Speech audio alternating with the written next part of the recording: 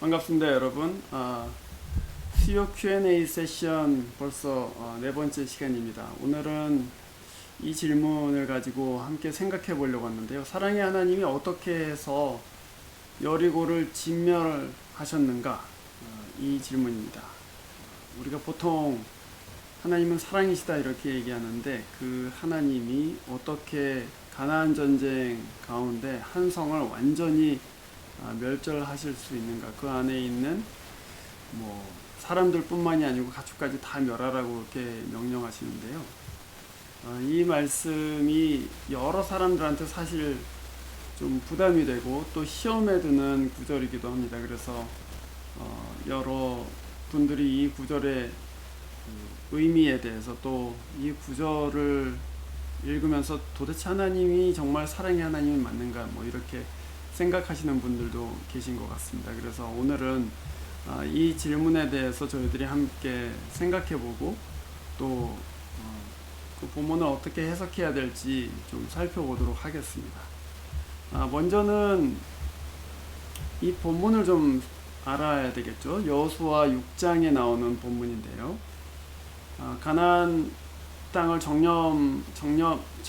점령하기 위해서 이제 이스라엘 백성들이 요단강을 건너서 이제 들어가서 첫 번째 성이 바로 여리고 성이었습니다. 그런데 하나님께서는 그 여리고 성을 점령하기 전에 이렇게 명령을 하십니다. 여호수아 6장 18절부터 21절까지 있는 말씀인데요. 너희는 온전히 이 성을 바쳐라 이렇게 말씀하시고 그 바친 물건에 손대지 말라 이렇게 말씀하십니다. 그래서 그 말씀에 따라서 이 이스라엘 백성들이 여리고 성이 이제 몇 바퀴를 돌아갔고 싸움도 하지 않고 무너지지 않습니까? 그래서 그 성을 점령하게 되는데 하나님께서 말씀하신 대로 성 안에 있는 모든 것을 온전히 바쳤다 이렇게 되어 있습니다. 남녀노소 사람뿐만 아니고 소와 양과 나귀 모든 가축을 칼날로 멸했다 이렇게 여호수아 6장에 기록되어 있습니다. 이 말씀만 보면 굉장히 무서운 말씀이죠. 여기서 특별히 강조되는 부분은 온전히 바치고라는 말씀인데요. 그 온전히 바치고라는 것이 이 성에 어떤 것도 남기지 말고 싸그리 하나님께 드린다. 그래서 생명을 취한다는 그런 말씀입니다. 이 말씀을 읽고서 구약의 하나님이 굉장히 무서운 하나님이고 어떤 분은 또 잔인한 하나님이다 이렇게 생각하실 수도 있습니다. 그래서 오늘과 같은 질문, 사랑의 하나님이 어떻게 여리고를 진멸하시는가 하는 질문이 나오게 되는 것이죠. 그런데 여러분, 우리가 이 구약 성경을 읽을 때 한 가지 주의해야 될 점이 있습니다. 그것은 뭐냐면 하나님이 시대와 문화 또 상황을 통해서 말씀하신다는 것입니다. 그것은 하나님께서 그 당시의 사람들 기준, 당시의 사람들의 관습 또는 상황을 통해서 말씀하시므로 하나님이 의도하신 것을 분명하게 이해시키기 위한 것인데요. 그렇기 때문에 현대의 기준으로 고대의 사건을 봐서는 이해가 되지 않거나 또는 이렇게 시험에 들게 되는 일들이 일어납니다. 예를 들어서 여러분, 구약 성경에 많은 믿음의 사람들에게 첩이 있었습니다. 다윗한테도 정실 부인 이외에도 여러 아내들이 있었고 솔로몬 같은 경우에는 훨씬 많이 있었죠. 아브라함도 첩이 있었고 또 야곱과 같은 사람도 아내가 무려 4이나 있었습니다. 그런데 여러분, 우리가 그것을 읽으면서 이 사람들 다 간음죄를 저질렀다고 비난하지는 않습니다. 왜냐하면 그 당시에는 첩을 가지는 것이 통용 관습으로 인정되었기 때문이죠. 또는 구약 성경에 거의 대부분의 사람들이 종을 소유하고 있었는데요. 우리가 그것을 읽으면서 이 구약 성경에 하나님의 사람들이 인권을 침해했다고 말하지는 않습니다. 만약에 그렇게 생각한다면 그것은 시대착오라고 말하죠. 오늘의 기준으로 볼 때 도덕적이지 않은 것인데 그거를 몇천 년 전의 상황에 대입시켜서 이것이 도덕적이지 않다 또는 이것이 바르지 않다라고 말하는 것은 시대착오라는 것입니다. 그래서 오늘 첫 번째로 우리가 생각해야 될 것은 구약 성경에 하나님께서 어떤 일들을 행하실 때 또 어떤 일들을 명하실 때 그것이 현대의 기준으로 봐서 그것을 판단해서는 안 된다는 것입니다. 그것은 문화와 상황 안에서 하나님께서 말씀하시는 것이죠. 그럼 특별히 오늘 이 본문 여호수아 본문은 어떻게 읽어야 될까요? 고대의 전쟁, 특별히 고대 근동에서 전쟁은 언제나 종교적인 의미를 아주 다분히 갖고 있었습니다. 전쟁을 할 때 그것은 그 양편의 군사적인 어떤 충돌을 넘어서 신들의 전쟁이라고 생각을 했습니다. 특별히 이제 전쟁을 하고 나서 어떤 성을 완전히 진멸하는 것, 오늘 여호수아 본문에서 보는 것과 같이 생명을 다 쳐서 멸하게 되는 그런 일들은 그 성을 하나님 앞에 하나님뿐만이 아니고 그 성을 이긴 자의 신에게 바치는 제의적인 행위였습니다. 그래서 그 진멸이라는 말을 히브리어로 헤렘이라고 하는데요. 그 헤렘은 하나님께 바쳐진다는 의미입니다. 온전히 하나님께 바친다 또는 바쳐진다 그런 의미죠. 오늘 이 본문에서 하나님께서는 여리고에 헤렘을 행하라고 온전히 바치라고 그렇게 말씀하셨습니다. 그 말은 전쟁의 승리가 하나님께로부터 왔다는 것을 분명하게 드러내시기 위한 것입니다. 실제로 우리가 여호수아 여리고 성을 점령하는 부분을 읽어보면 이스라엘 사람들은 정말 칼도 들지 않고 이 전쟁에 승리합니다. 여리고 성을 매일 한 바퀴씩 돌고 마지막 날에는 6바퀴를 돌잖아요. 그렇게 해서 맨 마지막에는 7바퀴를 돌죠. 하여튼 그 여리고 성을 그렇게 빙빙 돌고 마지막 날에 다 끝난 다음에 와 하고 소리를 지르니까 여리고 성이 다 무너졌습니다. 그래서 그 안으로 들어가서 전쟁에서 승리하게 되었는데요. 그것은 이 여리고 성이 전적으로 하나님의 능력에 의해서 취한 승리다 하는 것을 드러냅니다. 그래서 하나님께서는 그 성 안의 모든 것을 하나님께 제물로 드림으로써 이 승리가 이스라엘 백성들의 어떤 칼이나 능력이나 또는 군사력에서 온 것이 아니라 온전히 하나님께로부터 온 것임을 인정하고 또한 그것에 찬송드리는 그런 의미로 진멸을 한 것이죠. 또 동시에 진멸이라는 것은 이방 종교의 흔적을 제거하여서 그 성에서 일어났던 모든 부정을 씻어내는 의미도 가지고 있습니다. 그래서 진멸한다는 것은 두 가지 의미를 갖고 있어요. 하나는 하나님께 온전히 바친다라는 의미가 있고 또 하나는 하나님 앞에 정결하게 씻어낸다는 그런 두 가지의 의미를 갖고 있습니다. 특별히 여러분 이 가나안 정복전쟁에 있어서 여리고는 가나안에서 거둔 첫 번째 승리였습니다.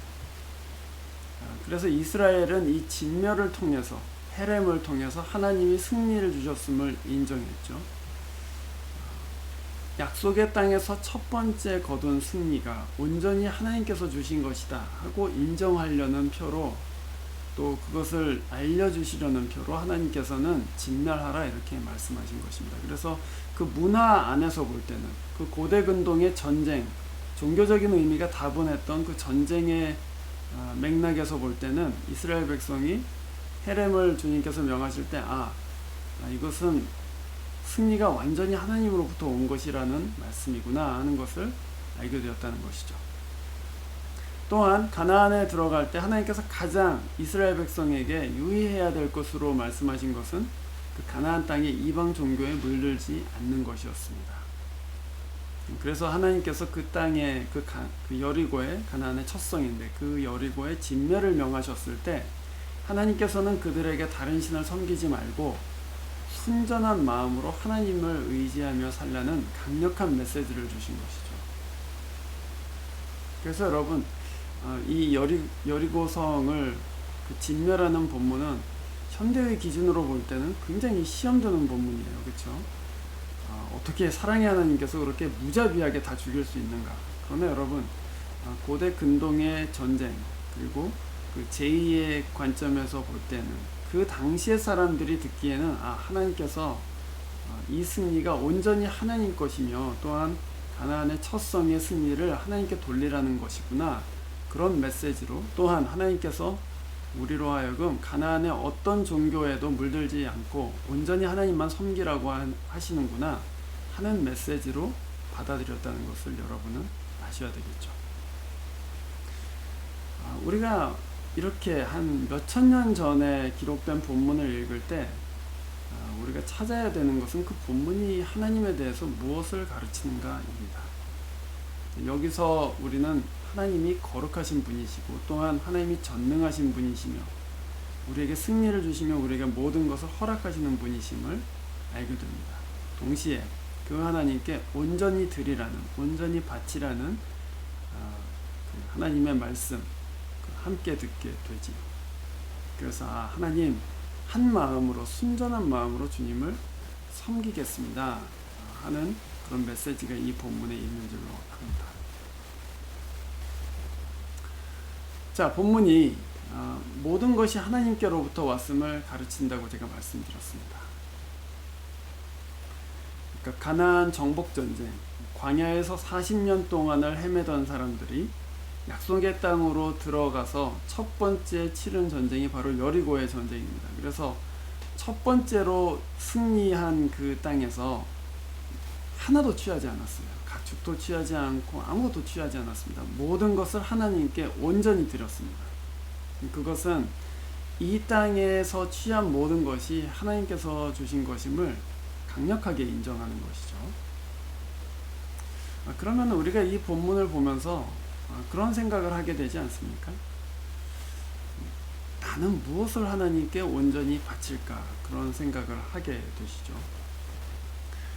제가 어렸을 때 자랄 때에는 누가 가르친 것도 아니었는데, 물론 누가 가르쳤겠죠. 제가 기억을 못하는 거니까. 근데 제가 자랄 때에는 예수 믿는 사람들이 직장에 가서 첫 월급을 하나님께 다 헌금하는 그런, 뭐라고 할까요? 아주 소중한 그 신앙적인 어떤 실천이 있었습니다.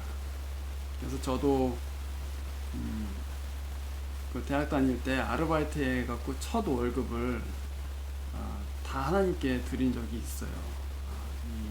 제가 처음 번 돈이었는데 그것을 다 하나님께 헌금했습니다. 그래서 첫 달은 그냥 없이 살고 두 번째 날부터 살았는데요. 그것은 그 귀한 고백이죠. 저뿐만이 아니고 여러 우리 청년들 중에서도 또 우리 집사님들 중에서도 그렇게 사시는 분들이 있었습니다. 첫 번째 열매를 다 하나님께 드리는 것이죠. 그것은 하나님께서 이 직장을 내게 주셨다, 하나님께서 이 기회를 나한테 주셨다, 그래서 첫 번째 소득, 첫 번째 열매를 전적으로 하나님께 드림으로 하나님의 주권, 또 하나님의 은혜를 인정하는 것입니다. 하나님께 온전히 바쳐진 것, 그것은 우리가 하나님께 드리는 어떤 우리 사랑의 마음이고 또 헌신의 마음이기도 합니다. 예를 들면은 11조가 또 그런 것들이죠. 하나님께 10분의 1을 구별해서 하나님께로부터 모든 것이 왔습니다. 하나님께서 이것을 제게 주셨습니다. 그래서 소득의 일정 부분, 구약성경에서는 그것을 10분의 1이라고 그렇게 말하지만 여러분이 또 믿음에 따라서 마음에 정하실 수도 있습니다. 그래서 어쨌거나 그것을 온전히 하나님 앞에 바치겠습니다 하고 드리게 됩니다. 돈뿐만이 아니죠. 사실은 그것은 물질적인 것이지만 또한 우리의 에너지, 또 우리의 시간, 또 우리의 갖고 있는 여러 가지 탤런트들, 그런 것들을 하나님 앞에 온전히 바칠 것은 무엇인가 하고 생각하고 그것을 하나님께 드리면서 이것이 하나님께로부터 온 것입니다 하고 고백하는 것은 굉장히 소중하고 또 아름다운 것입니다.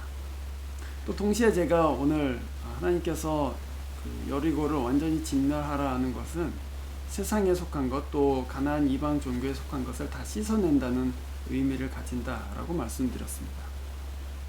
우리가 하나님 앞에 온전히 드리는 것도 중요하지만 또 한편으로는 우리가 완전히 끊어야 될 것은 무엇인가. 가나안 첫 성에 들어가서 맨 먼저 한 것은 완전히 정결케 그 땅에 있는 모든 종교적인 것들을 지워버리는 것이었습니다. 이방 종교의 것들이죠. 우리가 하나님을 온전히 섬기기 위해서, 새로운 땅에서 새롭게 시작하기 위해서 버려야 될 것은 무엇인가, 또 끊어야 될 것은 무엇인가, 마치 불로 살라서 없애는 것 같이 그렇게 끊어야 할 것은 무엇인가, 세상에 속한 어떤 습성이나 사고는 또는 습관은 무엇인가 생각해 보셨으면 좋겠습니다. 그래서 약속의 땅 첫 그 시작부터 이스라엘은 하나님을 온전히 신뢰하고 하나님께 온전히 영광을 돌리고 깨끗하게 시작하기를 바랬습니다. 또 하나님께서 그것을 바랬기 때문에 그렇게 명령하신 것이죠.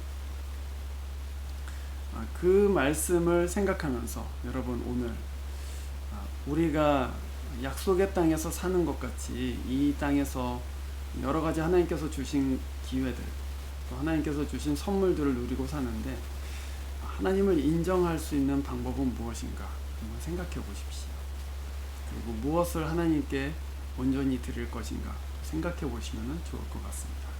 그러면 이 여리고의 본문이 무서운 하나님 또는 잔인한 하나님 이렇게 생각되는 것이 아니라 하나님이 전적으로 내게 주신 것들을 내가 감사하면서 또 하나님을 높이면서 살아야 되겠다. 은혜의 하나님으로, 또 선물 주시는 하나님으로, 나로 정결케 살기를 원하시는 하나님으로 그렇게 다시 생각될 수 있지 않을까, 그런 생각이 듭니다.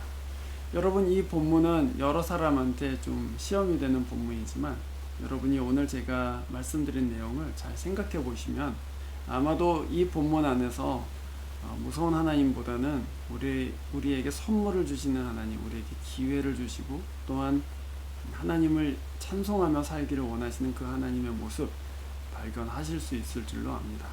감사합니다. 그러면은 다음 주일에 또 새로운 질문을 가지고 찾아뵙도록 하겠습니다.